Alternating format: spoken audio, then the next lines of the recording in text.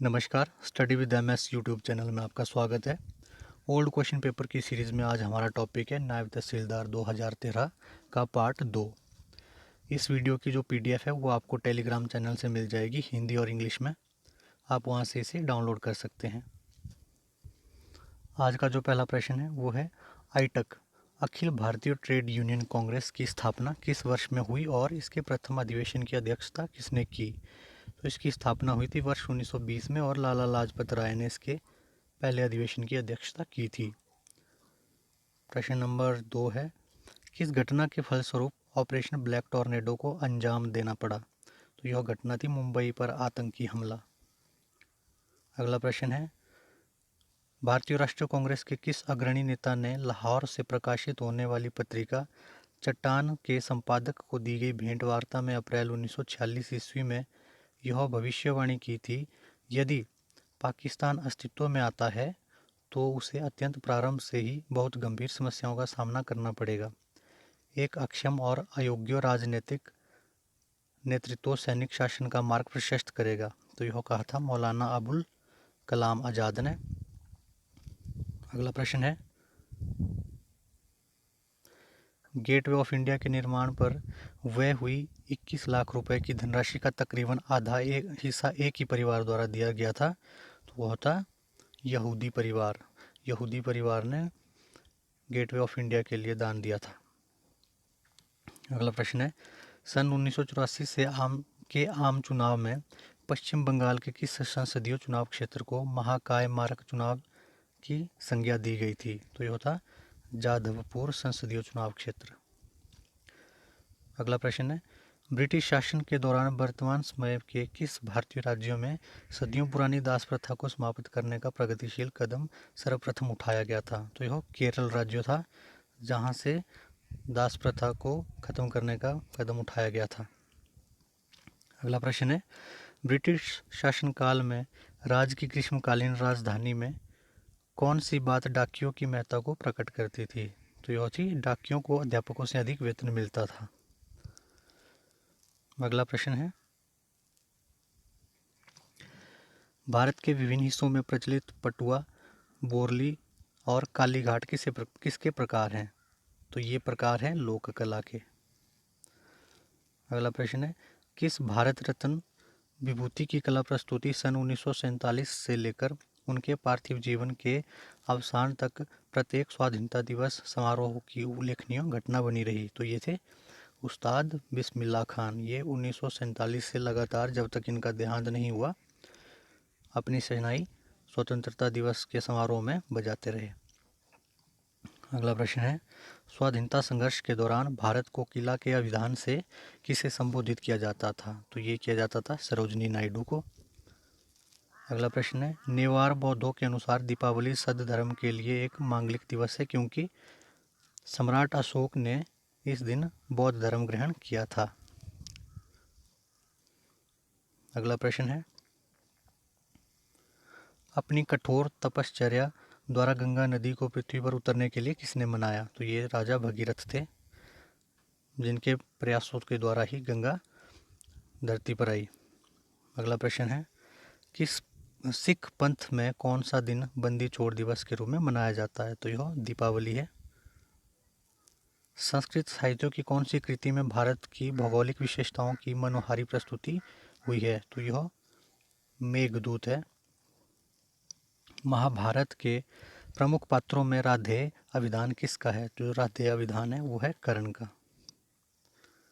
महर्षि व्यास की प्रार्थना को स्वीकार करते हुए उनके द्वारा उच्चरित महाकाव्यों महाभारत के लेखन का गुरुतर कार्य किसने संपन्न किया। तो यह कार्य को संपन्न किया था भगवान श्री गणेश ने।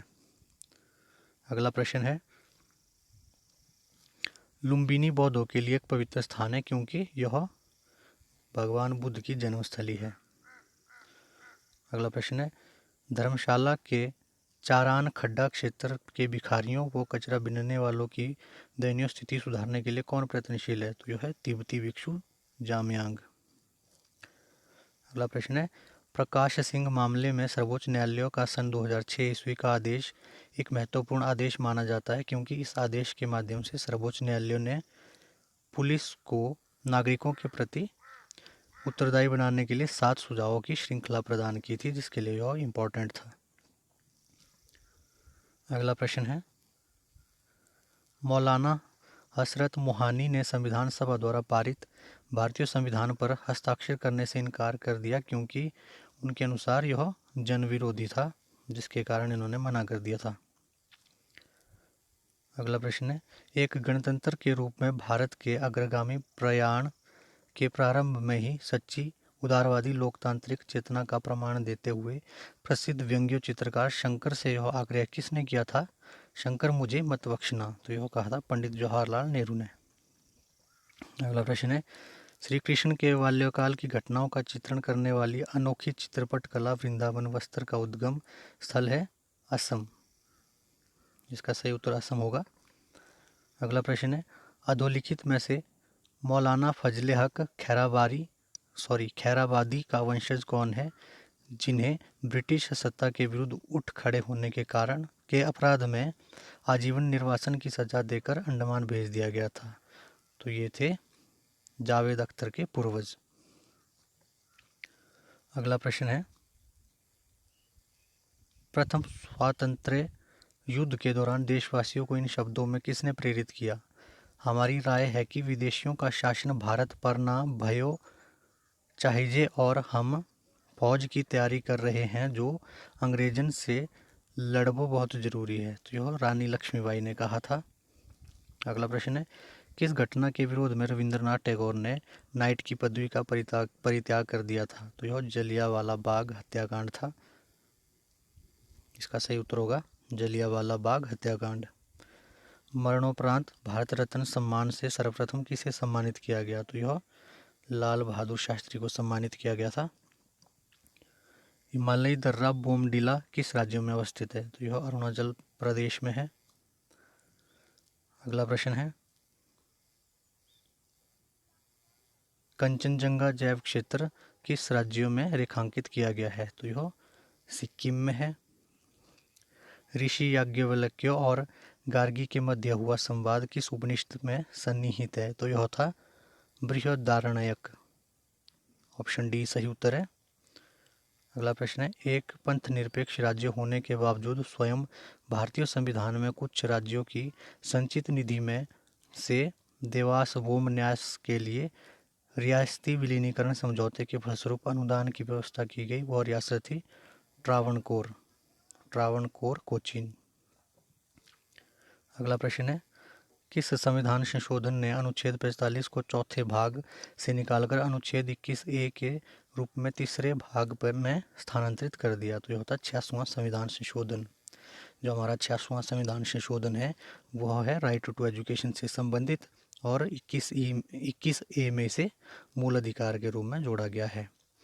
तो ये था हमारे आज के वीडियो में। मिलते हैं अगले पार्ट में जो बहुत ही जल्द आएगा। तब तक के लिए धन्यवाद।